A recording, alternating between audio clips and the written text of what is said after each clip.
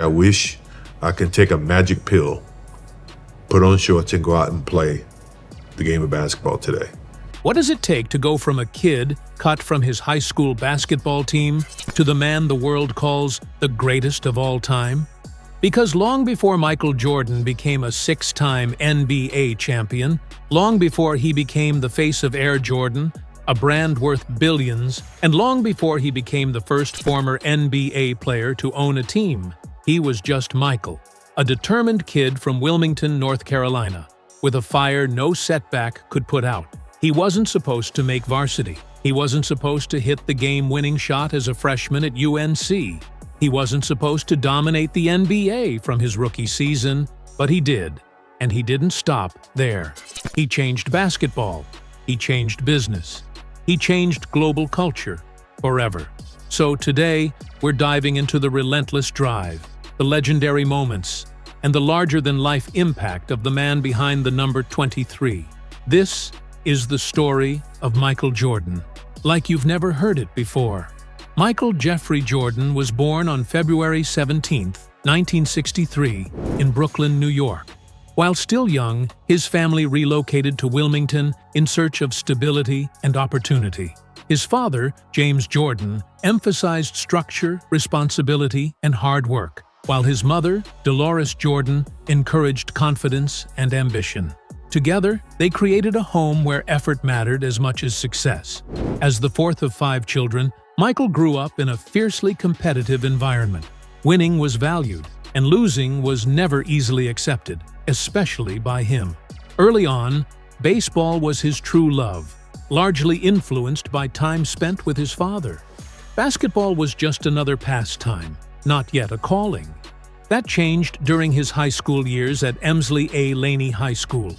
As a sophomore, Michael tried out for the varsity basketball team, believing his ability would be enough. Instead, he was cut, deemed too short, and not developed enough.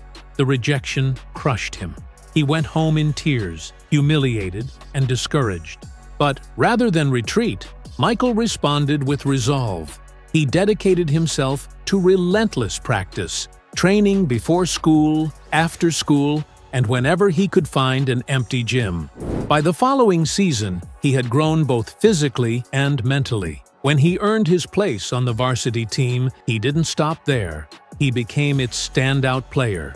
By his junior and senior years, Michael was dominating high school competition, drawing the attention of college recruiters across the country. Even so, he was not considered the top prospect in his class. Doubt still followed him. In 1981, he accepted a scholarship to the University of North Carolina at Chapel Hill under legendary coach Dean Smith. At UNC, Michael entered a system built on discipline and teamwork rather than individual stardom. It challenged his instincts, but sharpened his understanding of the game. Then came the defining moment. During the 1982 NCAA National Championship game, with seconds remaining, the responsibility fell to a freshman. Michael Jordan took the final shot and made it, securing the championship for North Carolina and announcing himself on the national stage. Yet even then, the legend was still forming. Michael Jordan's early life was shaped not just by talent, but by discipline, failure, and an unwillingness to accept limitations. Being cut, doubted, and overlooked became fuel rather than setbacks. Long before the world celebrated his victories, Michael learned how to persist, and in that persistence, he laid the foundation for greatness. When Michael Jordan entered the NBA in 1984, he did not arrive as a savior, but as a promise. Brilliant, explosive, and untested. Drafted 3rd overall by the Chicago Bulls, he joined a franchise with little history and low expectations. Few knew this young guard was about to change basketball forever. From his rookie season, Jordan was impossible to ignore. He played with sudden speed and fearless intensity, drawing crowds wherever he went. Averaging over 28 points per game, he quickly became the face of a struggling Bulls team. Scoring came easily, but winning did not. The late 1980s were marked by brilliance and frustration. Jordan delivered spectacular performances, only to see his season end repeatedly in the playoffs, most often at the hands of the Detroit Pistons.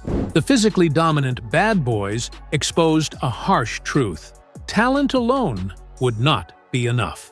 Jordan responded by transforming himself. He added muscle, sharpened his all-around game, and embraced leadership. Under coach Phil Jackson and the triangle offense, he learned to trust his teammates without losing his edge. Gradually, the Bulls began to rise. In 1991, everything changed. Chicago defeated the Pistons and reached the NBA Finals, where Jordan captured his first championship and Finals MVP. It marked the beginning of a dynasty. The Bulls went on to win 3 consecutive titles, and Jordan emerged as the league's most dominant force, setting the standard for excellence. Then, at the height of his powers, he walked away. In 1993, following the tragic murder of his father, Jordan retired from basketball. Seeking purpose and honoring his father's love of baseball, he pursued a professional baseball career. For nearly 2 years, the NBA moved on without its brightest star, but basketball never released its hold. In 1995, Jordan returned with 2 words: "I'm back." Though initially rusty, his competitive fire remained intact. In 1996, he led the Bulls to a then-record 72-win season and another championship. 2 more titles followed in 1997 and 1998, completing a second three-peat and one of the greatest runs in sports history.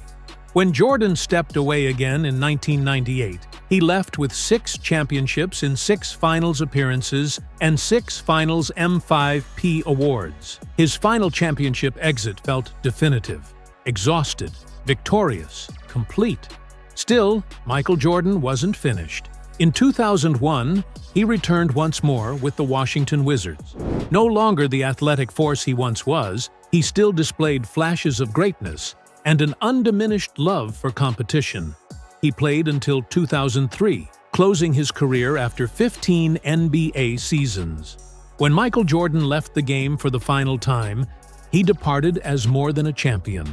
He was a global icon who redefined what an athlete could be, on the court and beyond. His professional life was not a flawless rise, but a relentless pursuit, shaped by failure, reinvention, dominance, and an unmatched will to win. Quick question: how does a basketball player become a billionaire? Let's talk about how Michael Jordan did it. Michael Jordan's basketball salary made him rich, but it was his business vision that made him extraordinary. Over 15 NBA seasons, he earned about $94 million in player contracts. At the time, it was impressive. In hindsight, it was just the starting line. The real turning point came in 1984, when Jordan signed a then-modest sneaker deal with Nike worth $2.5 million over 5 years. What followed rewrote sports history. The Air Jordan brand evolved into a global empire, generating billions in annual revenue. Jordan earns an estimated $130 to $150 million every year from Nike alone, and over his lifetime, that single partnership has paid him well over $1.5 billion. And that was just one stream.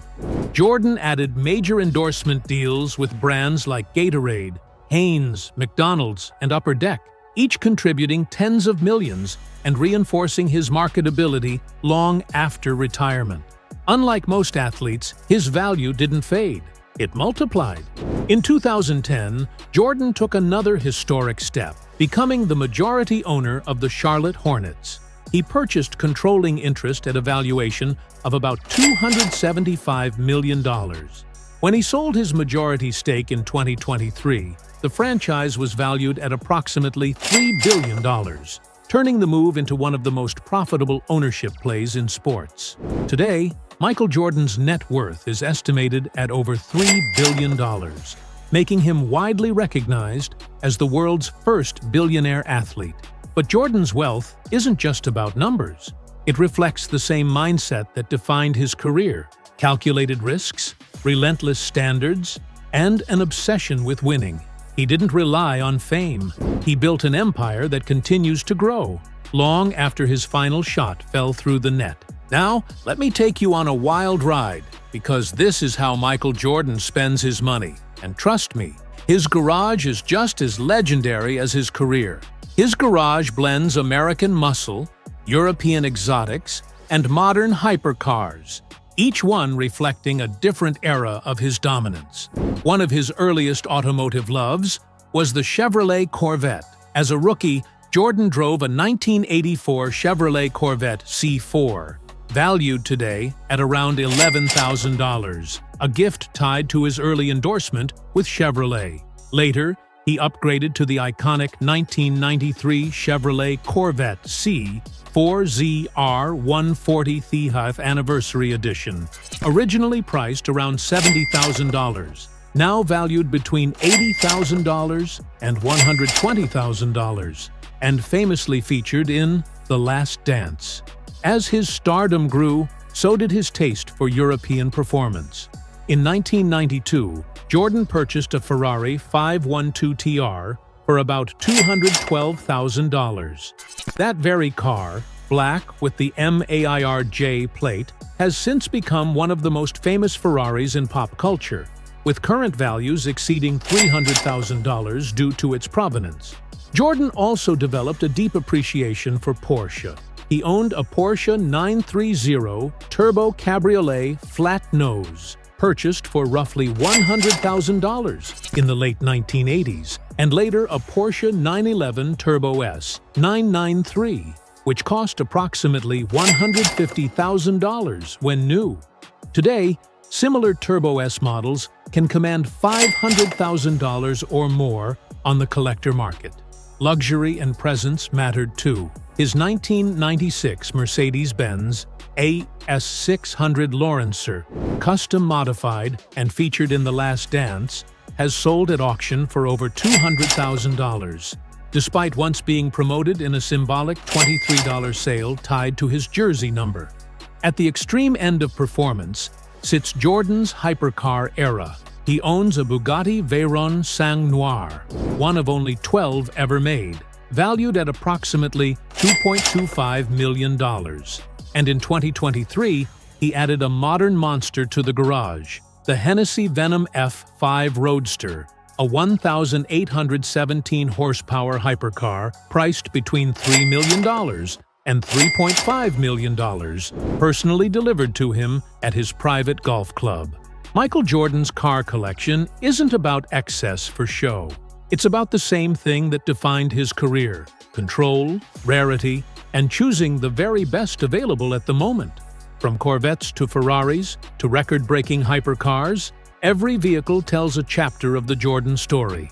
Fast cars are fun, but real power shows up in the address. Michael Jordan's homes reflect the same mindset that shaped his career: privacy, control, and unmistakable prestige. Where his cars speak to speed and power, his mansions speak to dominance, quiet, deliberate, and built to last. His most famous property sits in Highland Park, Illinois. Purchased in the early 1990s, this custom-built estate became synonymous with Jordan's Chicago Bulls era. Spanning roughly 56,000 square feet, the mansion features 9 bedrooms, 15 bathrooms, an indoor basketball court, a full gym, cigar room, wine cellar, and a massive circular driveway marked by iron gates bearing the number 23.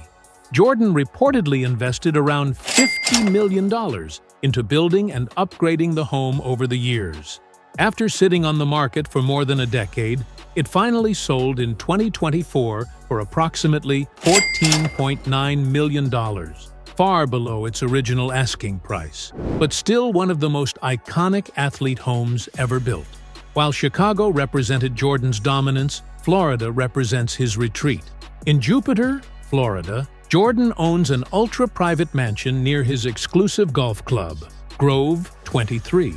The estate is estimated to be worth $20 to $25 million and was designed with total seclusion in mind. Nestled behind gates, surrounded by water, and tailored for quiet luxury rather than public spectacle. This home aligns with Jordan's post-NBA life: focused, private, and unconditional in comfort. Jordan also owns a luxury condominium in Charlotte, North Carolina, purchased during his time as majority owner of the Charlotte Hornets. Located in a high-end residential building, the condo is valued at roughly $2.8 to $3 million and provides convenience during the NBA season without sacrificing exclusivity. Beyond these headline properties, Jordan has bought and sold several additional residences over the years, including homes in Utah and North Carolina, though he remains famously selective about keeping only what fits his lifestyle. So when the garage doors close and the mansion goes quiet, Michael Jordan isn't slowing down. That's when the real lifestyle shows up. When Michael Jordan travels, he doesn't fly commercial. He owns a custom Gulfstream G650ER, valued between $70 and $78 million. The jet features a signature elephant print design inspired by Air Jordan sneakers, with a custom paint job costing over $500,000. Annual operating costs hover around $2 million. For Jordan, flying isn't about comfort, it's about control. When land isn't enough, he takes to the water. Jordan owns multiple yachts, led by the 230-foot super yacht Joy, purchased for roughly $80 million. It includes a private cinema, spa, gym, and even a basketball court on board. Maintenance alone runs about $800,000 per week. He also owns Embrace, a larger yacht valued near $115 million, with yearly operating costs approaching $10 million. Golf isn't a hobby, it's a domain. Jordan built his own ultra-exclusive golf club, Grove 23, in Florida. Construction cost between $15 and $20 million, and membership is strictly invite-only. Initiation fees are $250,000, with $20,000 in monthly dues and fewer than 100 members allowed.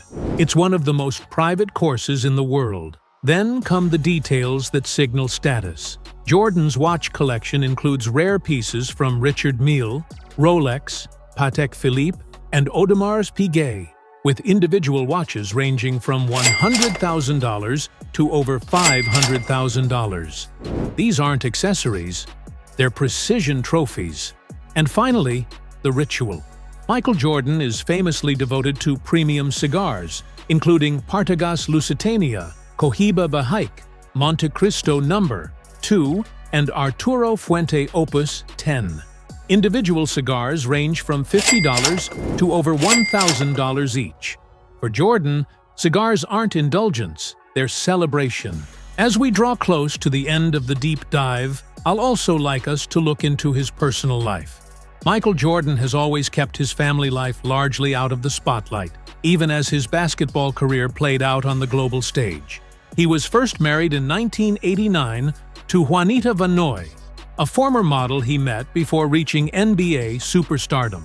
Their marriage spanned the peak of his Chicago Bulls career, and they had 3 children, Jeffrey, Marcus, and Jasmine. After 17 years of marriage, the couple divorced in 2006, ending a chapter that ran alongside Jordan's dynasty years. Following the divorce, Jordan remained largely private about his personal life until 2013, when he married Yvette Prieto, a Cuban-American model, in a private ceremony in Florida. In 2014, the couple welcomed twin daughters, Victoria and Isabel, marking a new phase of fatherhood far removed from the pressures of professional basketball. Today, Michael Jordan remains married to Yvette Prieto and lives mostly outside the public eye when it comes to family. While his athletic legacy is defined by intensity and dominance, his marital journey reflects growth, transition, and life beyond the game. Nowadays, greatness rarely comes without friction, and Michael Jordan's rise was no exception.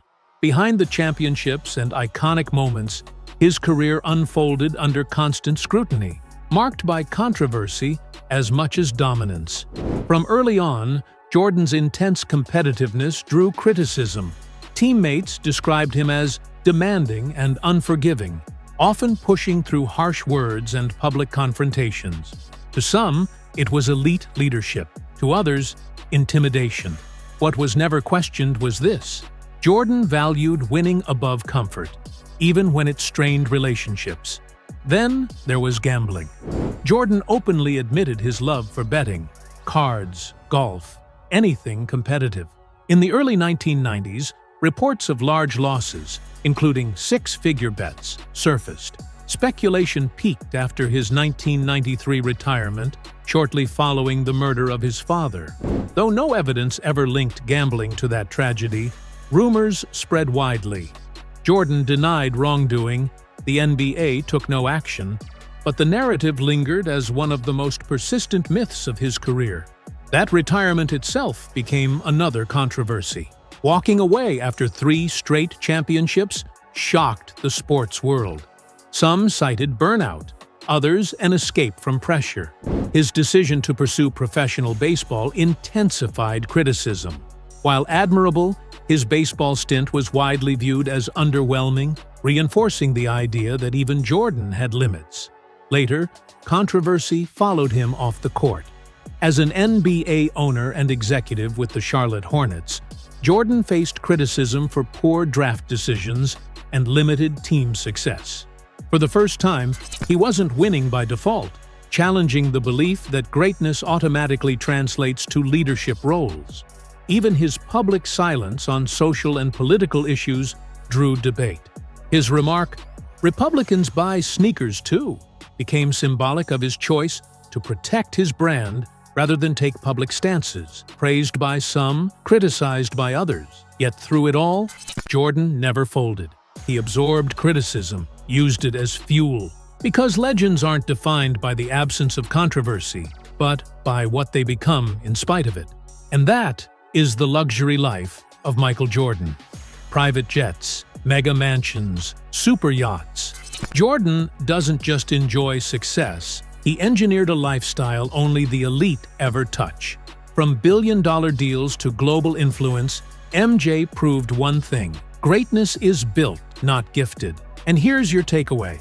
If you want a life that looks different, you have to work different. Put in the hours, bet on yourself, and keep leveling up long after everyone else stops. If this inspired you, hit that like button, subscribe, and stick around. Because the journey to greatness doesn't end here. Thanks for watching. Now go chase your version of legendary.